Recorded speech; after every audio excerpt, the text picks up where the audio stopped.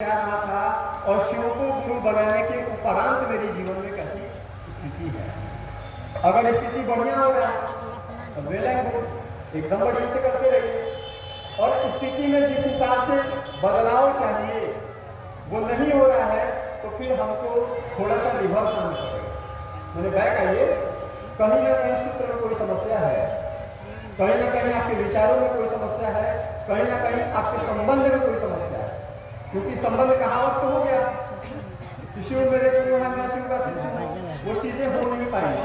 और जब होगी तो परिणाम आएगा ही आएगा, हो ही नहीं सकता है कि सूत्र लगे और सवाल हल ना।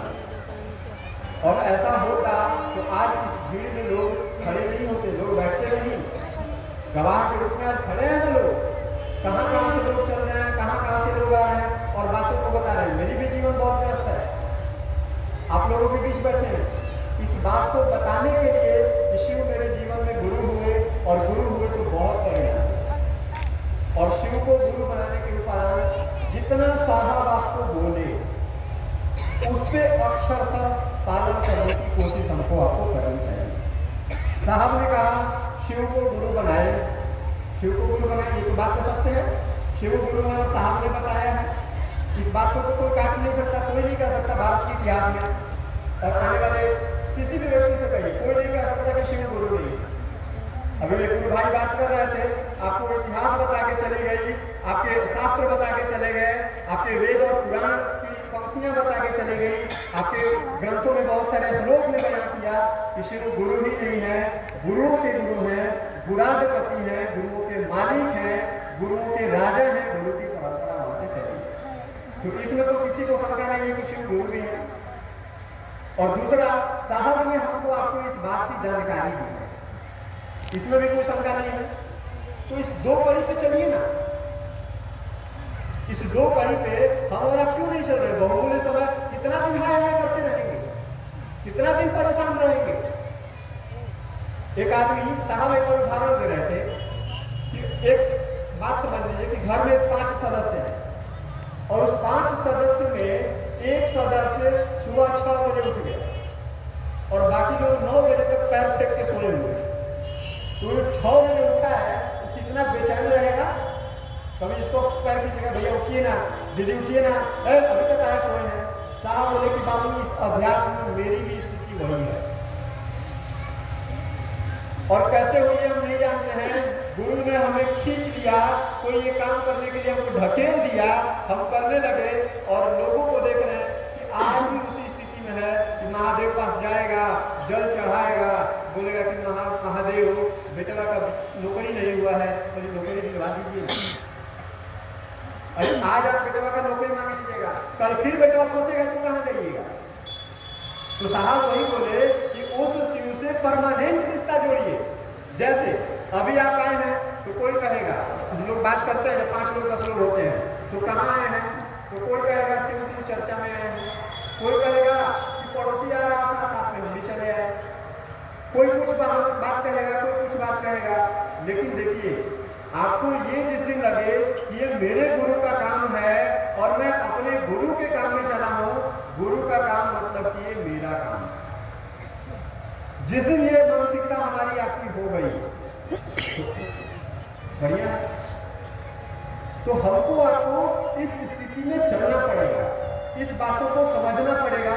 और दूसरा बात, पहले तो खुद समझना पड़ेगा। तो साहब भी जून जुलाई में बोले, साहब सितंबर में शरीर छोड़े और जून जुलाई में साहब ने 3 पंक्ति बोला।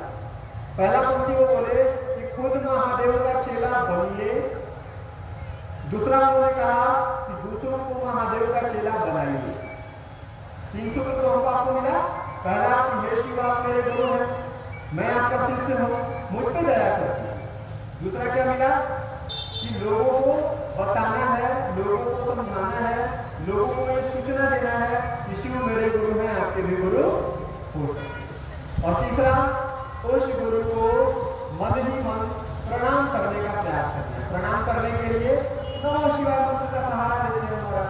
तो यहाँ भी हमारा आपका मन नहीं टिकता है, यहाँ भी हमारा व्याकुल हो जाते हैं। बहुत कम ही लोग हैं, हमारा कॉलम पूरा करते हैं। तो थोड़ा सा मन यहाँ से भी ठहरे कि हे महादेव आपको प्रणाम है, हे महादेव थोड़ा सा दया कीजिए। लेकिन हम और आप जब पूरी की पूरी गाड़ी फंस जाती है ना, तब जाते हैं।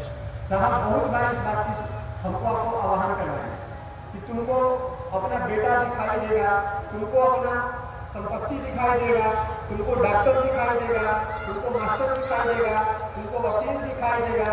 महादेव तब दिखाई देंगे जब सब धोखा देंगे, जब सब जगह से गाड़ी फंस जाएगी, तब आके पुकार करके महादेव के पास रोगे और महादेव तुमको पार करेंगे। तो साहब बोले कि क्यों ना महादेव से डायरेक्ट बोला जाए, क्यों ना महादेव से डायरेक्ट समझ लिया जाए, फिर लोगों के बीच में क्यों फंसते हैं हमारा। तो महादेव से डायरेक्ट रिश्ता जोड़ने की ये विधा है, उसको गुरु बनाना। और महादेव को गुरु बना के 3 काम हमको आपको जो करना है, ईमानदारी से करें। उस गुरु से पल प्रतिपल दया मांगे, पल प्रतिपल उनसे बातें करें।